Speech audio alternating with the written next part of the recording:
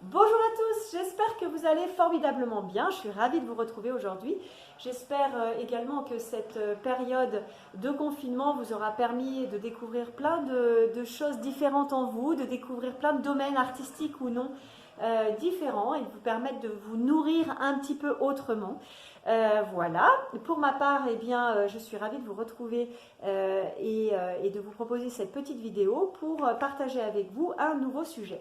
Il s'agit déjà, dans un premier temps, de réunir l'ensemble de votre matériel artistique.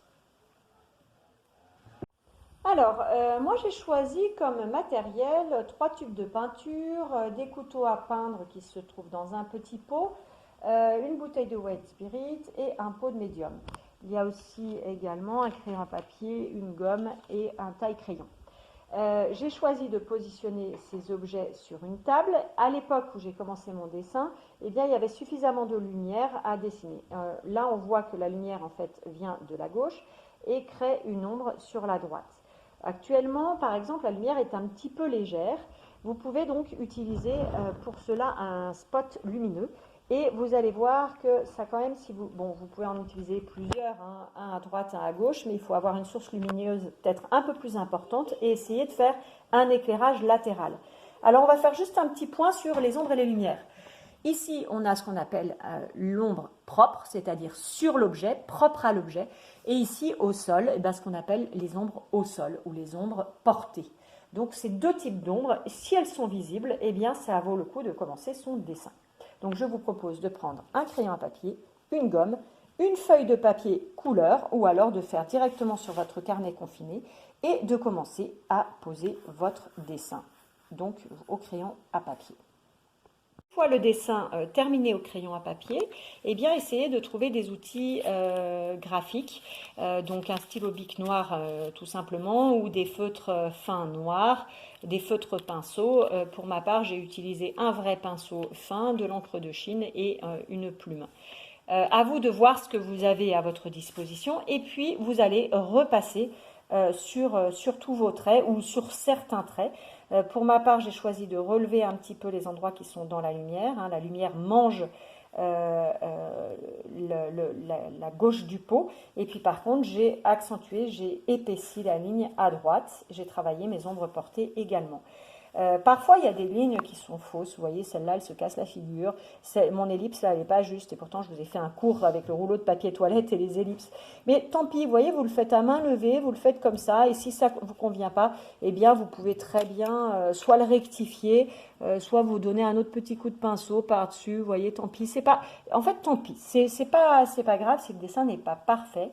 En tout cas, vous positionnez comme ça vos objets et vous essayez de travailler l'ombre et la lumière avec quand même des zones d'ombre très marquées.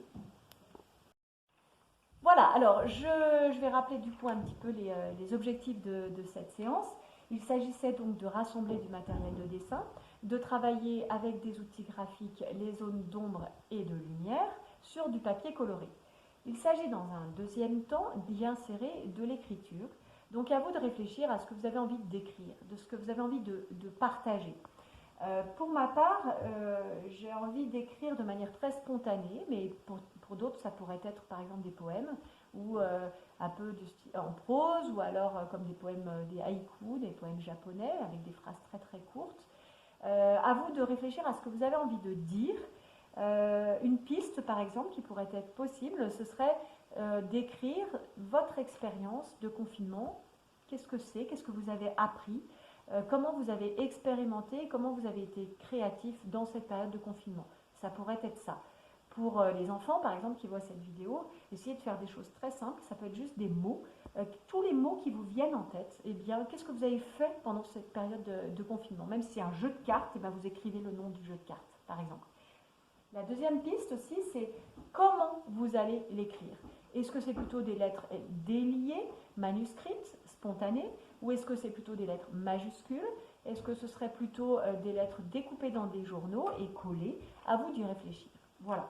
pour ma part, eh bien, je vais juste écrire quelques mots pour vous donner un exemple. Déjà, il faudrait choisir les éléments stratégiques. Vous pourriez très bien imaginer aussi de dessiner ou d'écrire pile aux endroits, par exemple là où mon ellipse n'est pas très heureuse, eh bien je pourrais écrire à cet endroit-là pour un peu brouiller les pistes et un peu, enfin ça ferait office de gomme. Hein.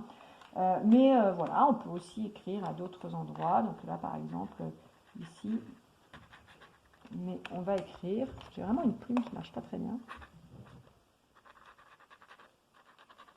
Et je commence à écrire le confinement, moment exceptionnel. Voilà, et on écrit comme ça. Et je vais écrire et après je vous fais une petite vidéo du résultat terminé. Voilà. Et bien voici ma proposition. Donc si je zoome un petit peu, vous avez peut-être la possibilité de voir du texte parfois dans le fond. Parfois des petits mots comme ça dans la forme, qui s'insèrent dans une forme. Ici ou ici aussi. Et parfois, vous avez des bouts de mots comme ça qui s'insèrent dans une forme, mais au niveau de l'ombre propre à l'objet. Donc, je rappelle qu'il y a donc deux types d'ombre, l'ombre propre à l'objet et l'ombre portée. J'aurais très bien pu écrire dans l'ombre portée. Là, ici, mon ombre étant déjà noire, je ne peux plus écrire dessus. Mais on aurait pu imaginer écrire en tout petit, en croisé ou avec un caractère tout petit, très serré, brouiller un petit peu les écritures jusqu'à obtenir une surface presque noire. Ici, j'avais mon erreur des dessins avec mon ellipse que j'ai choisi de laisser, de ne pas corriger. En revanche, j'ai choisi de moins attirer l'œil vers cette zone-là et donc de combler un petit peu le fond avec des écritures en croisant un peu les phrases. Et le tout devient peut-être illisible, mais en tout cas, j'ai moins mon œil qui part vers cette zone-là. D'accord ? Elle est plus attirée vers les vides de cette zone-là. Voilà. Donc, à vous de trouver vos stratégies, hein, de voir un petit peu ce que vous auriez envie de dire et où est-ce que vous auriez envie de le placer. En tout cas, vous pourriez faire exactement le même exercice avec des bols et des petites cuillères, peu importe.